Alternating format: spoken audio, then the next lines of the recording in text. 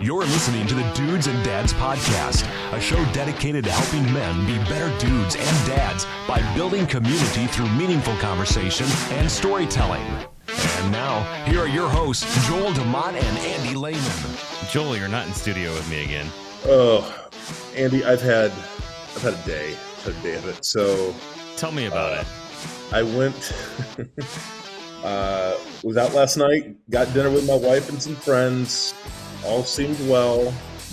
Woke up about 5 a.m. this morning, and then proceeded to puke my guts out. Oh no! for the next few hours. So, what I will say is, you're looking at a slightly lighter Joel this evening, feeling cleansed. Super cleansed. Cleansed. Well, I'm glad that you could make it, even if you're with us in spirit and remotely. Yes, remotely in spirit. So you did mention that we were going to be talking with Mike about how to prepare your kids for a job. But first, support comes from Everence Financial, helping members invest in what lasts through financial services with impact. More at everence.com/Michiana. Securities offered through Concourse Financial Group, Securities Incorporated, member, FINRA, SIPC. So, beautiful. Mike, we want to welcome you to the show. I'm going to introduce you real quick. You are the VP of HR at Everence, and so we wanted to have you on because you're fairly new with Everence, and but you have some good ideas for preparing your kids for a job. So, well, welcome. Thank you. I'm thrilled to be here. I've become a big fan of the Dudes and Dads podcast ever since I first discovered it. So, I've enjoyed a number of your episodes, and I'm honored to be here. So, thank you. Great. So, tell me a little bit about yourself. We like to do what's called the dad stats, and so that would be your if you're married, how long you've been married, if you've got kids, how many kids you have, things like that. I am married. I've been married for 33 years, and I'm just glad I remembered that in case my wife hears this podcast at some point. And we have 3 daughters together. So our oldest is a nurse, and she married a nurse. They together live in Salt Lake City, Utah. So we don't see a whole lot of them, but that's where cell phones come in handy. We enjoy texting and FaceTime occasionally. Daughter number 2 just married her husband about 3 months ago. And so they're in town in Mishawaka. And then I have my youngest daughter is still a student at Bethel University. So great. 3 girls and now 2 sons-in-law. Great. So tell me a little bit about how long have you been an HR manager, or how long have you been in HR?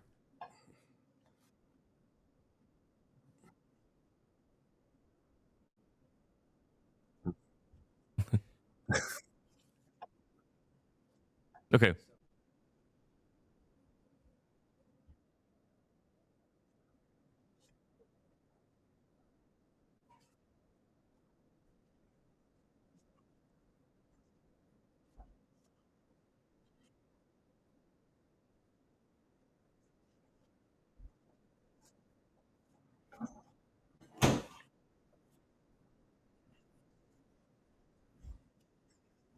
Wow.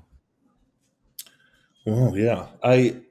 Mike, I wonder if you were to kind of explain an outline on the HR side. I mean, if you've been in this role in one way or another, as long as you have, what attracts you to a profession that it seems, or a category of profession that it seems either people speak of kindly or have, HR, can sometimes be a little bit of a pejorative term. But I'm wondering, what attracts you to that category of work? I don't think of myself as a traditional HR guy, because you're right. A lot of times people think about HR as someone who enforces policy and just likes to say no a lot. I like to say that HR is not the paper pushing, picnic planning policy police that the personnel department used to be in the past.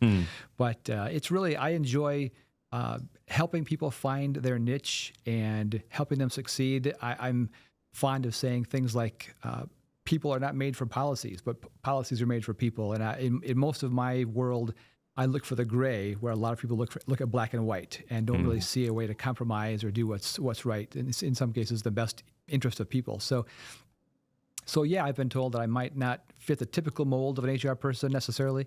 Don't have a finance background. I don't necessarily like to say no if I don't have to. I like to look for reasons to say yes or to do the right thing. But yeah, I love the challenge, the variety. In some ways, I might be a professional matchmaker because I like to put people in the right places and help them succeed. Well, one of the things that I've appreciated about you as the VP of HR at Everence, especially, is just the lightheartedness, I would say. There's always joking between you and other staff members. You guys are always planning something for us to be able to get together as a group of people, as employees, to kind of feel like we're united. But I do appreciate that, and how it doesn't feel like you're just like, oh, somebody, we have to go talk to somebody in HR, but it's more of like, I feel like you relate to the people more than just, what I would think is traditional HR. Well, I appreciate that. That means a lot. And that's intentional because I like to think that we spend way too much time at work not to enjoy what we do, or the people we work with. And so I look for ways to maybe poke fun at coworkers occasionally and just have some fun, some lighthearted fun, appropriate lighthearted fun. But yeah, I also enjoy. There's enough seriousness about the job. I was going to say I joke about this, but it really isn't funny that I was welcomed to one company several years ago where it was kind of a welcome to the team. Here's a list of people you have to lay off. And so that was my thing. Week one was getting to know people by telling them they were no longer working there. So that's hard, and it's always difficult when you have to let people go or make difficult decisions. But yeah, so I really try to celebrate and look for ways to have fun, enjoy what I do, and make sure people are enjoying their time at work. Well, one of the reasons that I wanted to talk a little bit about this topic tonight, about how to prepare your kids for going into the job place, is because I have a kid. One of my oldest child is going to be 18 here in December. He's a junior in high school, but he's had a couple jobs in high school, but I'm thinking long term for him. What are some of the ways that we can prepare? So that's what we're talking about tonight. What are some of the ways that we can prepare our children to kind of be job ready, if you will? So what are your thoughts on that? I think that's a great topic, and I'm excited about being able to share some things. Not that I'm an expert by any means, but I do a fair amount of recruiting and looking for people to fill various roles. And I think as dads especially, this is an important topic because we have an important role in the development and formation of our kids. So I guess I would start by saying sometimes it's an age appropriateness discussion, but there might be things that we can work with our youngest children about, just in terms of helping find out what they're interested in and where their talents are, and help them develop those a little more. As kids get older, it might turn into things like helping them develop a work ethic and explore what they're really passionate about. It might be helping them improve communication style and prepare for interviewing down the road at some point. But there's an awful lot of ways that we can work with our kids, even as I like the example of as you go down the road, as looking for teachable moments and working with our children, meeting them where they are and feeding their interests and being able to kind of help lead them through a variety of things. Mm-hmm. Quick story: several years ago, my middle daughter happened to discover that certain day of the year, I forget which day it was now, but it was known as National Walk on Stilts Day. And so I thought, what a great opportunity for a dad-daughter moment. So we made a pair of stilts, and we painted them together and kind of had some fun just walking on stilts. I think we only used them that one time. They've been in my garage ever since. But just a fun way of celebrating a unique kind of a moment and learning a few things along the way. Definitely. So you had mentioned kind of honing the skills of your children. What are some of the ways in figuring out what they like? And so what can we do to help that in that category specifically? I think as we get to know our kids and understand what they like to talk about and how they spend their time, it's interesting because one of my daughters, more than the other, is really talented with paint and drawing, and I don't know where she got that because none of the rest of us have anywhere near that kind of ability. But it's just giving opportunities to try new things and to experiment, to sometimes learn from failure and celebrate that when we can. I have another daughter who's extremely musical and can just sit down at a piano and play. Has had some lessons, but has really taken to that more so than the other two. And so it's kind of a matter of just sometimes suggesting a few things, maybe Hmm. pulling them out of comfort zones and giving them assignments or putting them in an opportunity where they might be able to learn something about themselves. But uh, it's it can be as simple as just sitting back and having conversation and watch where they go. Sure. And then as parents, I would assume the helping develop them, so go walking them down that way, if it's something that they like to do, kind of exploring, going, okay, let's maybe get you into something, like if you like ice skating or trying to think you like ice skating, let's get you into like ice skating classes, or let's develop your skills a little bit. And then that may not be somewhere that in the long run that they end up going with, but kind of trying to develop those skills and try to figure out what they do like. And obviously some things are going to rise to the top. For my son, this is something I've seen. I mean, he's always liked to play with his hands and build things and do things like that. But he had his first official job this last year over the summer, and somebody from our church had offered him a job in construction, building pole barns, and like he did a great job doing that, and it was something that he loved doing. And it was one of those things, as a parent, my wife and I both kind of said, hey, let's explore this. Like, do you think this is something that you'd like to do in the future, and kind of explore that a little more?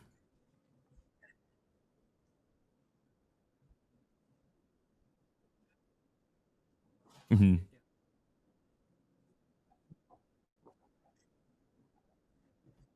Hmm.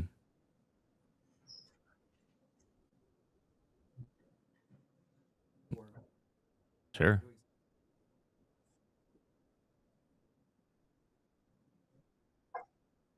Mm.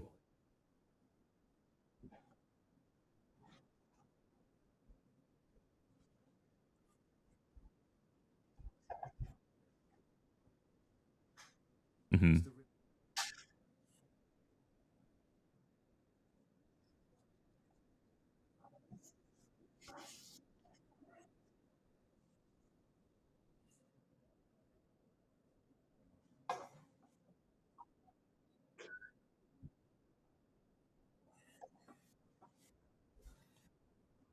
Hmm.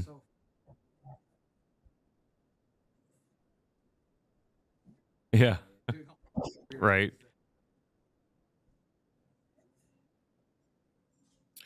Mike, when you think about um, preparing our kids for the workplace, so there the background that I asked this question out of is there's a lot of my wife does a lot of hiring. I do hiring in my job, and there's a lot of discussion about the kind of job readiness of the emerging generation that are entering or have been entering the workforce over the last few years.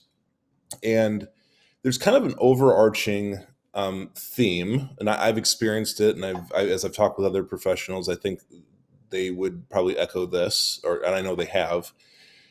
Um, talking with, uh, yeah, talking with these leaders about the kind of young employees coming into their first professional experience, the first time that they're working an 8 to 5 kind of situation where there are structures and accountabilities in place, and there's deliverables and all these things. you know I I hear a lot about young people being unprepared to step into that situation, and not necessarily having uh, sometimes you could use the term the work ethic for it, or like the determination for that job, or um, having, even on the side of like some of like the relational and soft skills necessary, depending on what the job is, as they come in and are working with others.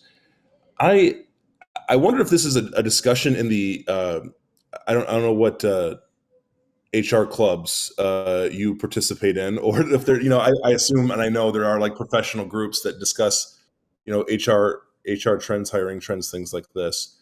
What, is there a conversation? I know what I'm experiencing, but I'm wondering if there's a conversation out there in the marketplace about career readiness, about job readiness, for our young people.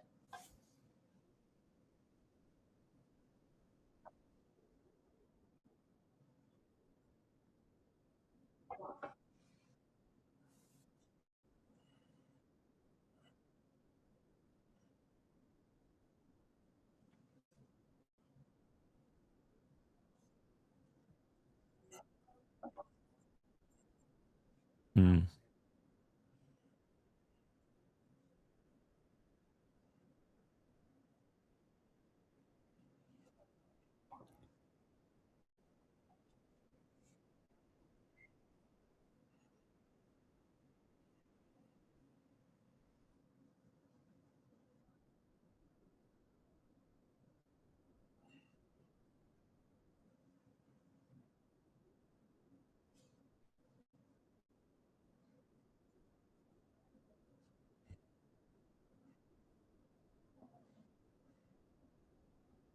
Mm. Right.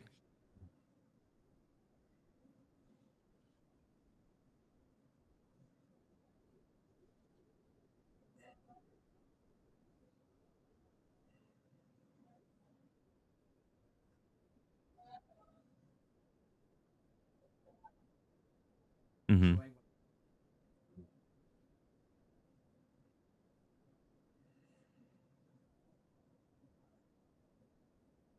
Can be a scary place.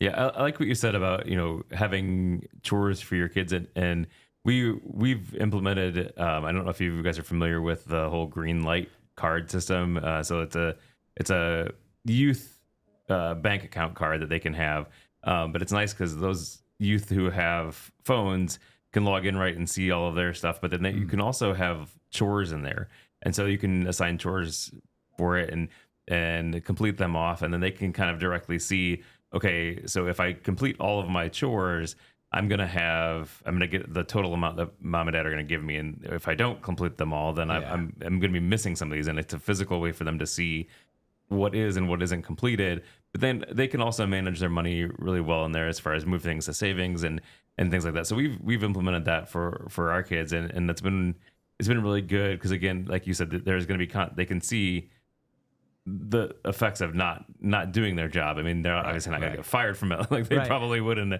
a real world situation, but it gives them that responsibility to be able to complete and have something that they can physically see and prepare them for the real world. Yeah, no, I love that. I have not, I'm not familiar with that, but I wish I had known about that several years ago, because I think that'd be a great way to help young people learn money management and Mhm. accountability, and sure, let them fail. Sometimes a lot Yeah. of parents, I think, are afraid to let their kids fail, but failure is a much better teacher than success, Yeah. and we can learn a lot of things from just by.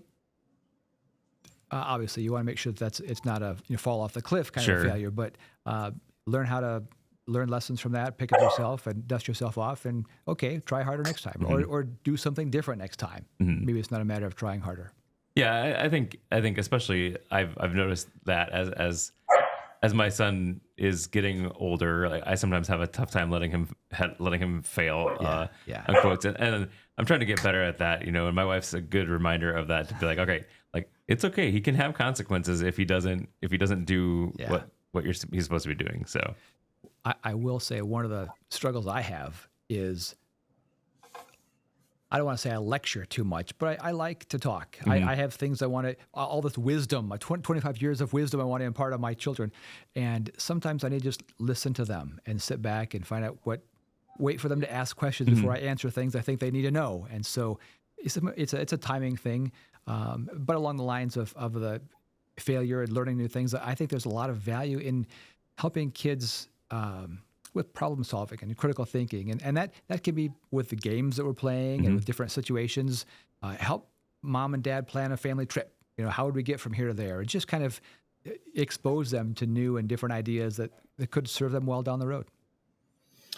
There's, I think so much about, as a parent, how it is hard for us to put our kids in situations where failure is an option, where things may not go as they want to. Andy and I talk a lot about, and we've had discussions, kind of about this element of grit, developing grit within our kids, developing level of determination, and follow through. And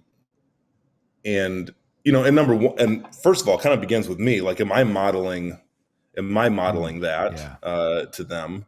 And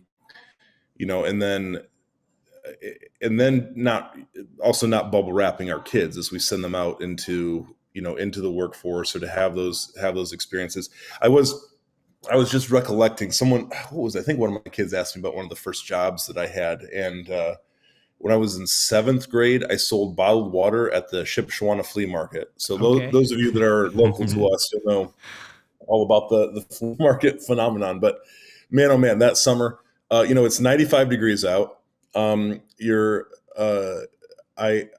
give you a little, at the time they gave me like this little, it wasn't even like a lawn chair necessarily, like this little stool thing to sit on. There was an umbrella over me, and that blocked the sun for maybe half the time I was there. But then there's all this white gravel all around that like just reflects the rays back up to you. If it's not hitting you from above, it back up to you. And I just remember, like, that job was like, though I'm just sitting there selling bottled water as a, would have been a 13-year-old kid, something like that. It was just unpleasant. I just remember having, like, the experiences I had with that job were like unpleasant, but I did it. And I remember my mom and dad having a conversation with me of saying, hey, this is a job. I think I was, it was like, hey, this is going to be like a 10-week job. You got to do this for 10 weeks. There is a beginning, there's a middle, and there's an end, but you're going to finish it. Because I remember having on some of those days that were like, just felt like kind of, I was just baking outside, for extended periods of time. And, that did something. That was an investment. That was an investment in me. Although I'm sure my parents could just as easily have said, yeah, it's a tough job. You're just selling bottled water. If you want to go find something else or figure something else in a way to make money, whatever, go ahead. They could have done that, but they didn't. And I just kind of look back and say, I think, that was the beginning for me of teaching me something about finishing stuff, about completing stuff. We have a rule here at this house. I know the Lehman household is similar in this. If you start something, whether it's an extracurricular club or a sport or whatever it is, you don't have to do it next season, but you will be doing it. Yeah, you will be finishing. Yeah. So get ready. And also, by the way, calculate what it's going to require for you to go into this thing, because know that there isn't an escape door out the back end. Like, when you say yes, you are really saying yes to something. And I have found that it's a kind of a simple rule. It's a simple policy, but I think all of our kids have pretty well caught on to it, that if you say you want to do something, you're gonna do it. Yeah. No, I love that. And that's, failure. We've talked a little about that, and I guess this is a different category. But we can do hard things. And I think you're right that our children watch us in many respects to see how we handle setbacks and disappointment. And are we following through on the commitments that we make? Because it can be easy to, parents or children are excellent at pointing out our failures or pointing out our shortcomings as parents, because they'll see, well, you didn't do that. You say this, but you do something else. And so that can be a humbling experience to hear from your kids where you've fallen short. Yeah. So as we prepare our kids for going into the job market, what are some of the skills that we can specifically teach them that maybe HR managers or people that are hiring are looking for, like interviewing? Like, what are some good ways that we can talk to them about interviewing? As far as interviewing itself, I think there's just a lot of good that can come from understanding how to communicate, Hmm. how to answer questions thoughtfully and thoroughly without rambling and going on and on, providing additional detail that's not necessary. As far as looking for qualities in a good employee, I would say things like resourcefulness and being innovative would be things that we look Hmm. for, things that I would value. Uh, I've always been told by my dad years ago, one of the most important things you can do as an employee is make yourself invaluable. Learning other things, Hmm. cross train, make sure that you are able to do a number of different things instead of just one thing you might be hired to do, because Sure. that makes it's a win-win situation that way. Hmm. So there's a lot of things we can do to help give our kids that spirit of wonder and look at things with fresh eyes and learn and grow. Hmm. Yeah, I like that, because you do never know going into a job. You may be hired for one thing. I when I started my job at Everence, I was working in the help desk, and then I moved into more of a systems admin. Same it's IT department, but still, it's a different job than I was originally hired for. Right. And so I think being open to what could be, I mean, you may end up liking something a whole lot different, coming down the road. And so maybe a good place to get involved there. Yeah. And I guess I should also mention on the heels of that conversation is it's important for our kids to learn to be patient to be thorough, because generationally, if we were going to say things about the generation coming up, a lot of them want to start a job on Monday and by Tuesday be CEO and only have to work 3 or 4 hours a week. And so they it may take time. It takes going through, learning some lessons and putting in some time. But yeah, that's a good example of someone who can learn and grow and be recognized and be rewarded for that. So a lot of success stories come out of just doing a good job, making a good name for yourself. Mike, if you were to coach a young person, like, hey, you're going to go to a job interview. Here's the things to put, like, when you show up to that, to put your best foot forward and to be a standout candidate. Because these are things that moms and dads can coach their kids and even work with. Like I've thought about, my eldest is going to be 14 here, so we're just a few years out from probably his first maybe his first job, but kind of establishing the categories and the things that a person, when they show up for a job interview, that are going to really stick out to a person who's hiring. What would be those points for you? Yeah, that's a great question. I'm going to start with something very basic but often overlooked, and that's something as simple as make sure you're on time. Make sure that you know where you're going and arrive early and show interest. Look the part. A lot of people take any kind of appearance for granted and don't take the time to dress up and maybe iron a shirt or put on a tie. Even if you're not gonna have to wear a tie when you get the job, look your best when you're interviewing and make sure that you're making a good name for yourself so you can stand out among your peers.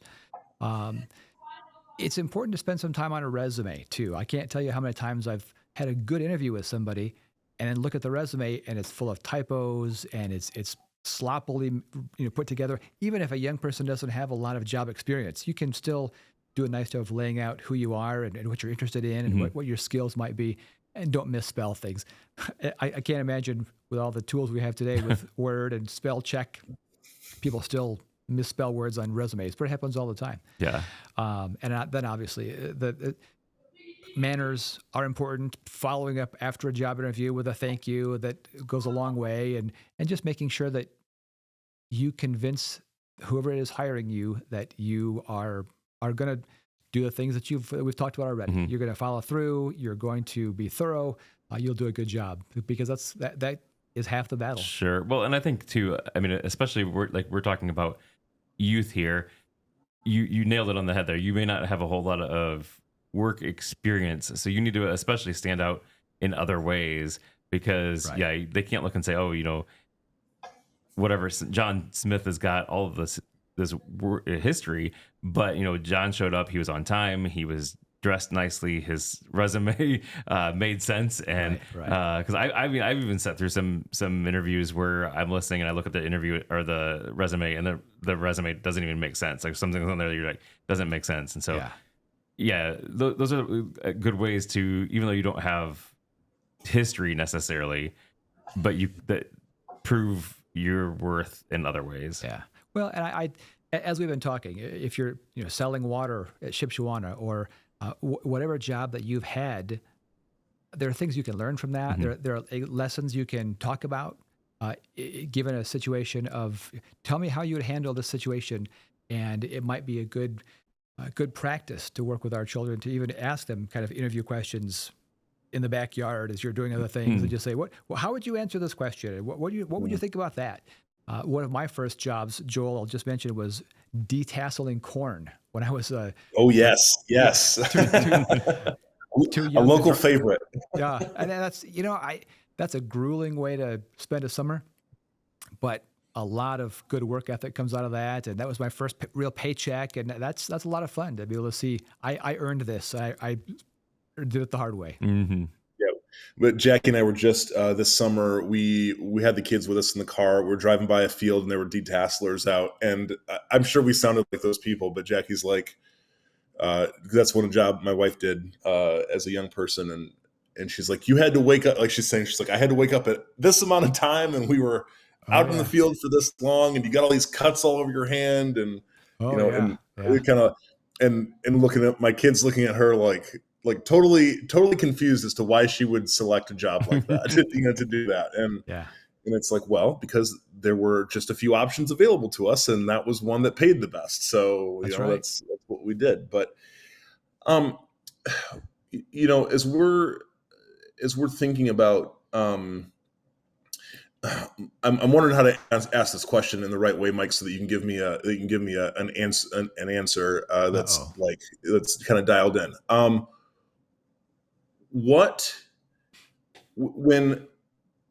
When something goes wrong in a person's employment, okay, like, so when there is an issue, because I know I've probably in the past in my work experiences, I know I have been the issue before, and in my earlier work days, but when there is an issue with either job performance or with the questioning about whether it's the right fit for the job or things like this, the language I think the language I use is that sometimes people go on a performance improvement plan, and that I'm wondering about your thoughts and your approach toward, is it possible for someone who is struggling in their job, who maybe feels or something is a mismatch, is it possible to turn that around? Is it possible for the person to gain a new perspective? Or is it just best that we help release them in as best a way possible into the workforce somewhere else? How have you thought about that? How have you approached that professionally? Wow, that's a great question. And I have thought about that an awful lot, because I am convinced that everybody wants to be successful. Nobody wants to struggle. And oftentimes people will self-select out if they're in a situation that sometimes jobs just outgrow them as companies evolve and change, and they just can't keep up, and they need to recognize that. It can be hard to walk away from something that that you're comfortable with, something you've done for a number of years. But I think we owe it to people to be honest with them and let them know this is the expectation, and here's where you are if you're not measuring up. There's no question. I think people, if it's a matter of attitude or job performance, they can, given the right motivation, the right circumstances, the right tools, I've seen people turn that around, and I love when that happens. People can take that seriously and really dig in and do some things to turn that around. They've got to want to, and you can't force it. So if people don't recognize a need, if we're not honest with them about the need, or if it truly is outside of their desire, then sometimes you do have to have those conversations and say, we want you to be successful. I know you want to succeed. This just isn't working out for you. And unfortunately, I've had those conversations on a number of occasions where people have had to leave, not necessarily voluntarily, but fast forward 6 months or a year, and they're much happier because they find something they enjoy and they can do well. And oftentimes they'll look back at that as a learning opportunity and a growing opportunity for them, even though in the moment it's hard. And I look at a job loss similar to a death in the family, and you go through that grieving process, and there's anger and there's denial, and it's the whole range of emotions. But ultimately, you get to accept that, and you learn from it, and you walk away stronger and better as a result. Yeah, I mean, your job kind of becomes part of who you are. Right. And so that loss is, I mean, it's a loss, and that's what, grief is just a loss of anything. It could be death, it could be a job, it could be anything. So I think that's actually a good thing to even prepare our children for too, is say, okay, there may be a time in your job history that the severance of the employment is not due to your choice, but your employer's choice. Right. And you'll move on. I mean, you'll make it. Exactly. You'll move on. Yeah. And so that would be another good thing, I think, to talk about talk with our kids about. Yeah. Yeah. Yeah, and it's not necessarily a reflection on their character, who they are. So that's the other thing I know, and I know I felt this way probably in my younger years when, when a job was not like turning out how I thought it was. The job was not as it was either advertised, or it felt like it took a twist, and it was kind of like, I'm not a fit for this.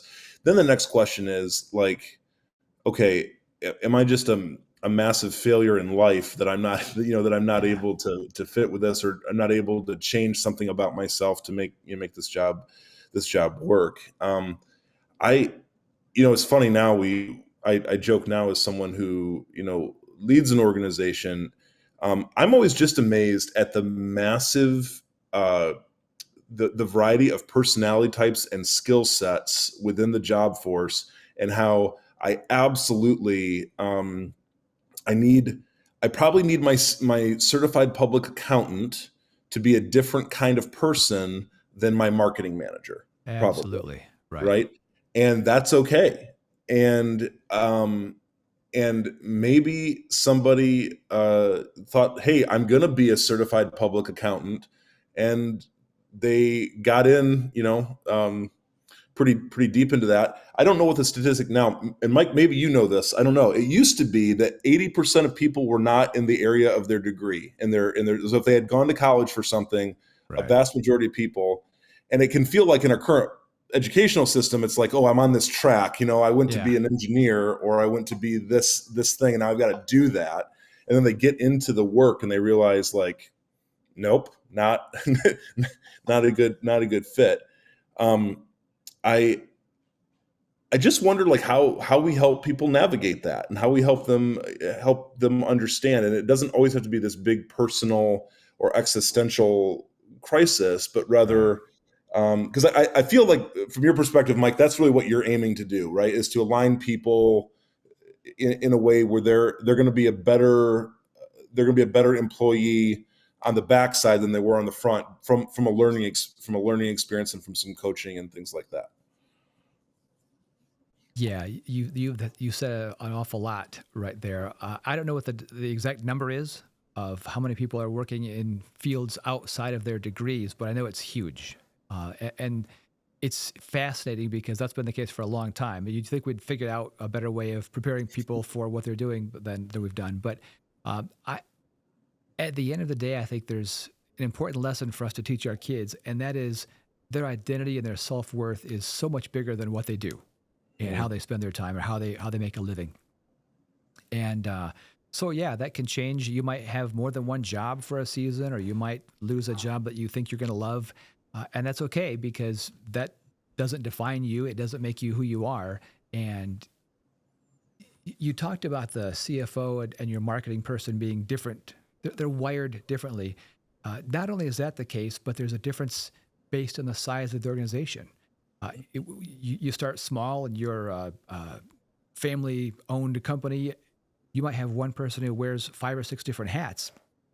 One of them is CFO and also operations and marketing on the side and whatever. But as you grow and expand and get more complex, you need people to specialize. And so people, I mentioned earlier, sometimes jobs just outgrow people, and that happens too, which is no knock on individuals. But if they're lifelong learners, if they're growing, hopefully they'll find one of those niches they can really celebrate and where they can excel.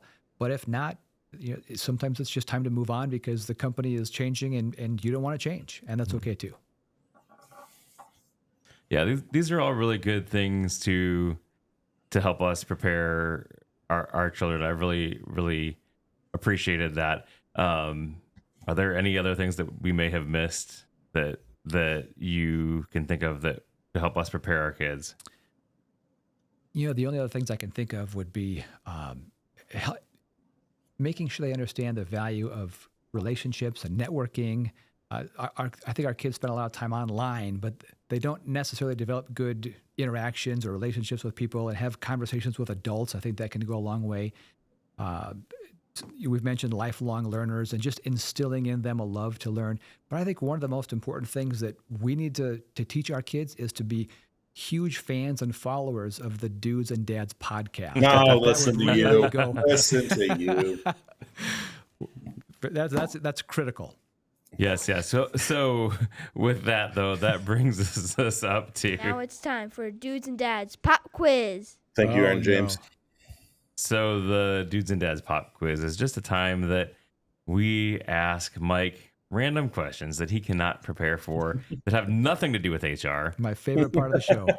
So Maybe Mike can adopt these questions into an HR, for the future, some sort of HR. That's a great So idea. we have investigation. these I don't know. these pod decks that are just random questions. You should get some of these and put them on your desk so you can just like as in an interview Just pull out ask the ask great. questions that are random, not anything to do with the job. I can even hold up and say, pick a card, any card. Yeah, perfect. And answer this question. Put them in the hot seat, right? In no way will that make the interview even more stressful. It'll just Good point. totally Well, open the doors. It would show people, it would show me how they might answer Yeah. different questions Yeah. and creativity maybe or something. All right. So Joel, do you want to ask the first one? Yes, I will. Okay, and this is a traditional question, but it says a lot. Mike, you're stranded on a desert island. You're able to have 3 things with you. What are those 3 things? Can I ask qualifying questions or do I have to just Yeah, answer?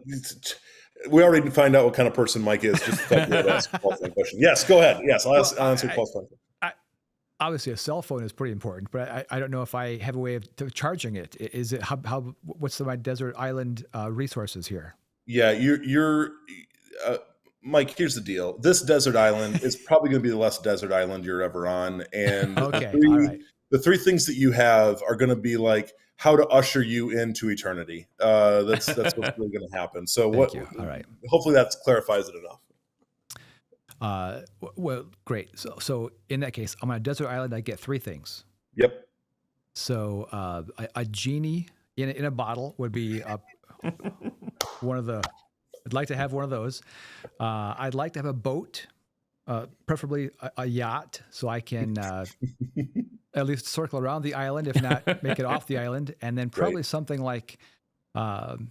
I guess I should be practical and say either a flint or a fishing pole or something, just so that if I'm going to have to stick around for a while, I can at least sustain myself. Those Wow. are good, Okay. well thought answers. Yeah. Like I Yeah, like that. No one has ever answered that way ever before. I don't think no one's asked the qualifying like questions on that either.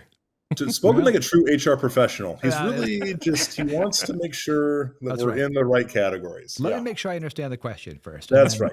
Well done. So Mike, what would you consider your greatest achievement? Well, obviously, making it on the Dudes and Dads podcast has got to be up there pretty high. Greatest achievement. Wow.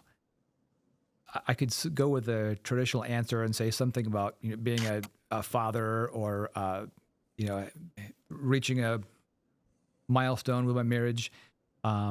Work-wise, I would say that the one time when I really pushed myself several years ago, I put myself in a situation where I had to come up with a solution for a problem. We didn't have the money to spend on a actually ended up being a computer program. And so I found access classes and took 3 or 4 increasing level classes in access and built a program that we used for several years. And it was kind of a fun way for me to grow and learn. I'm not a computer guy by any means, but I was able to develop something that had some usefulness and saved us a lot of money. And after I left, they spent the money and bought something much better. But at the time, that's I usually took how it goes. That's how it goes. Yes. Yeah, but I really enjoyed that. Okay. My next question is, oh, did I just blank on it? I had it. Oh gosh. You. Oh yes, I remember. Mike, what book should we be reading right now?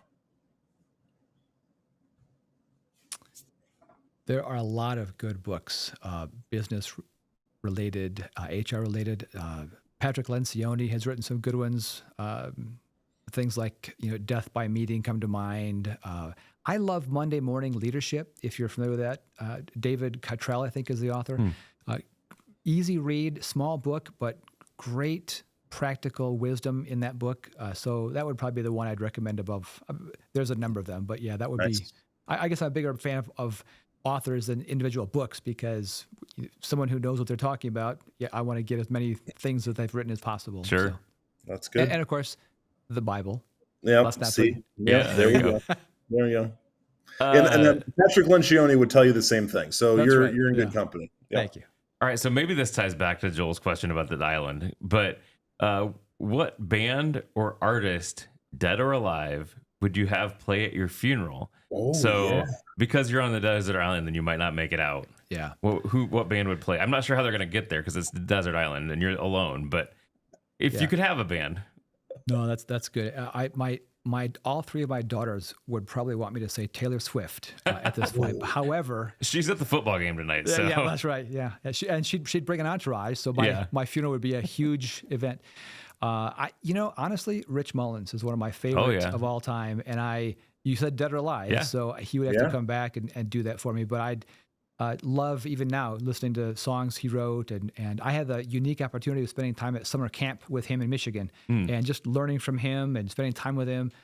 Great guy. So yeah, he'd no question, he'd be the guy who would play at my funeral. Yeah, Rich Mullins, y'all. For those of you young people, you should just Google it. A sage for the ages. That I think more people. I know some of my friends have a deep respect for. No longer with us, but nevertheless contributed a lot. So that's good. That's a good one. My final question goes something like this. I like this question, Andy. I go to it a lot because I think it's poignant.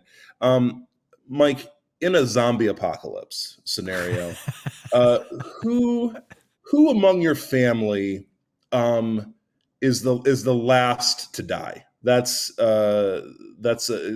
really is it's an analysis about skill sets and survivability. Who do you think ends up on top? In the zombie apocalypse, I guess I'm going to say my mother-in-law would likely. She's pretty resourceful, and she has had a number of different events in her life which have made her stronger and resilient. And so I'll stand right behind her when the time comes and let her lead the way. And I think she would be likely the last to go. Andy, I don't know if we can check the history of the Dudes and Dads podcast pop quiz, but I believe this is the first time that anyone has invoked the skill set of their mother-in-law on this show. I think that is true. I don't even know. I'm speechless. Just I'm totally kinds of caught off here, guard. But boy, oh boy, wherever the mother-in-law is, I hope she hears this. I was just gonna say, I hope she hit. Yeah, I'll get extra brownie points if I can make sure that she hears that I spoke of her in such a kind way. Because so great. Yeah, so she knows I've spoken about her in less kind ways in the past as well. All right, Mike, my last question is, what would be your best day ever? Well, outside from living it here with you two, Wow. I put me on an island, give me that yacht, or if not that, I honestly love to be outside, Smoky Mountains, walking through the trails in the Great Smoky Mountains area. Give me a chance to just explore nature and come upon a waterfall and spend time outdoors. That'd be a great way to spend some time. Well, you've done it. You successfully passed the pop quiz. All so. right. Well Thank you. done. Well done. Flying colors. Yes. And we want to thank you for being on the show today. We really appreciate your knowledge and your wisdom that you're bringing to help those of us who are parenting kids that are getting closer to that age of bringing kids into the job market. So thanks for being on the show with us tonight. It's an honor. And Thank you if for having me. we'll find a way, if you ever want to connect with Mike and figure out how to help your kid be just a better employee, we'll make him embarrassingly easy to find through some sort of professional. I'm assuming Mike's on LinkedIn, right? He's got Absolutely. Yeah. Attaboy. LinkedIn, TikTok, all the big. He's a social media. TikToker. I know it. That totally tracks. Totally on brand. Thank Hey, you so much everybody, for you can having me. always head over to the dudesanddadspodcast.com for all the show notes and delightful information that we'd like to share with you. So be sure to head on over there and check it out. Also, if you've got any feedback for us, dudesanddadspodcast@gmail.com for all of your helpful criticisms, encouragements, or harsh rebukes, whichever. We'll take all of them. All right. Grace and peace, guys.